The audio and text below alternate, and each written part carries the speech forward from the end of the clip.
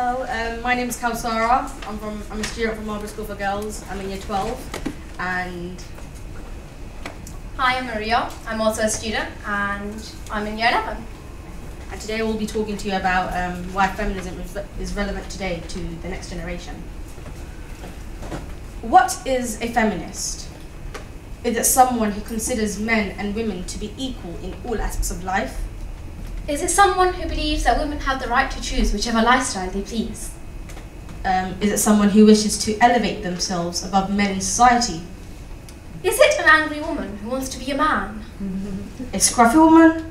A glamorous woman? Clearly, there are many different interpretations of the word feminist. So which definition do we choose? Unlike many interpreters, I believe that feminism is not about female superiority or taking away the rights of men. It is not just about voting rights for women or getting equal job opportunities. It is about real equality. Feminism is about the way women are treated in everyday life and how we interact with each other. For example, appearance is generally an issue for more women than men. It's not just that as women we are expected to reveal more and copy perfect body shapes, but we are encouraged to always critique our features and always be aware of our many non-existent imperfections which can only be treated, according to the media, with pricey cosmetics or magic underwear. Feminism is more relevant now than ever before, with all the perfect imagery and the distorted ideas of a flawless woman thrown at us in the media. Our current generation are more exposed to the media, therefore are more likely to accept these false statements. This shattering of self-confidence is something that can go on to affect a woman in all aspects of her life. Having a choice is key. Although women have more choice in life decisions today than in previous decades, it is important to note that the political and social context in which women make choices are not equal. There is something I'd like to highlight, something Jude Kelly said yesterday, which makes the point that as a society, there is an obligation for boys to succeed in education and other parts of life, and then great for girls to succeed, which is always a second thought. For example, women are more likely to be encouraged to pursue a career in the humanities or social sciences, while men are more likely to pursue technical careers such as engineering or business. It is worth noting that there were only 2.9% accepted female applicants for engineering and maths in Oxford last year. This is rooted within us from a very early age, so we become limited to growing intellectually in only the way society has molded for us. This, I believe, comes back to the way the media portrays women. Media is an important communication tool that allows people to get their word across to the masses.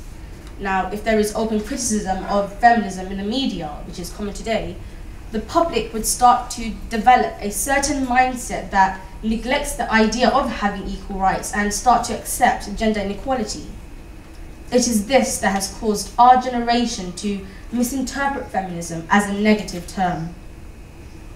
I believe that some degree of difference between the sexes can be maintained without losing dignity or respect. Only when gender itself is no longer a detriment to someone's ability to prosper will feminism have succeeded. You will find that the movement of feminism is important in tackling issues faced commonly by women around the world, which Maria will now elaborate on. Thank you, Kawsara. Feminism is an ideology interpreted in many different ways, as Kawsara had said. But the essence of feminism, I believe, is gender equality. And as long as gender inequality exists, feminism is relevant to each and every one of our lives. Although some of us may feel feminism isn't relevant because we feel pretty equal to men. But let's think of gender equality, or the lack of it, on different scales. About 6,000 miles from here, in India, a woman screams for help as she gets raped by her husband, who thinks she is his property. This still exists in our very society in the UK, although marital rape was only criminalised by British law in 1991.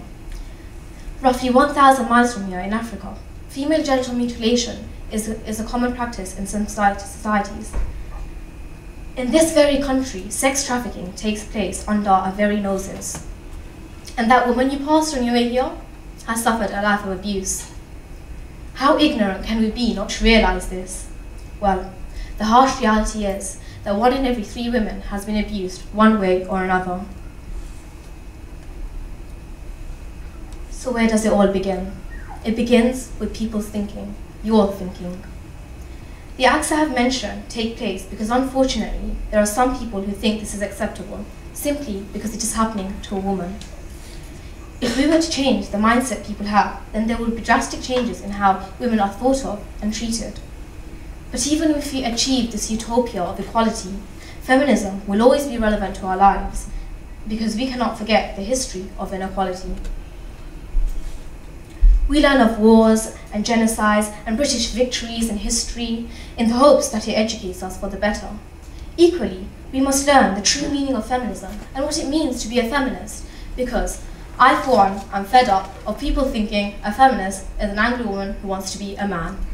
Now, my school does a lot for feminism and to promote gender equality, and I'm an active member in what my school does, though I have some friends who aren't so active, and they tend to call me a suffragette. And I laugh it off, but it's a serious issue. And the thing is, we must ensure that feminism isn't defined by a group of people, just like the suffragette movement. Instead, we must ensure that these groups of people are defined by the word feminism. I think feminism, although it can be defined by 1 or 2 words in a dictionary, it cannot have a general definition. Feminism is what it means to you. And the views towards feminism and the idea of feminism, it differs amongst all of us because of the society we live in and the people we meet and the values instilled within us. And that's the beautiful thing about feminism. It's an ideology that can be shared amongst people, but it can be unique to you at the same time. However, the not so beautiful thing is that even today, there are some people that have negative views towards feminism. This can be as small as my friends calling me a suffragette, or as large as a woman's rights being taken away, because some people feel feminism is insignificant. And that's why feminism is relevant today, because acts against feminism still take place today around the world, if not near us. And because we cannot forget what has happened in the past for us to get this far, and we have only gotten this far because of feminism. A feminist believes that a woman is of equal value to a man, not the same as one, but she is also someone who wants to be seen as a human being first and as a woman second. As young women, we are fortunate to be standing on the shoulders of the great women who came before us and championed for the rights we are enjoying today. And it's up to us, the new generation of young leaders, to keep the torch blazing and to engine our own liberation. Thank you very much for listening.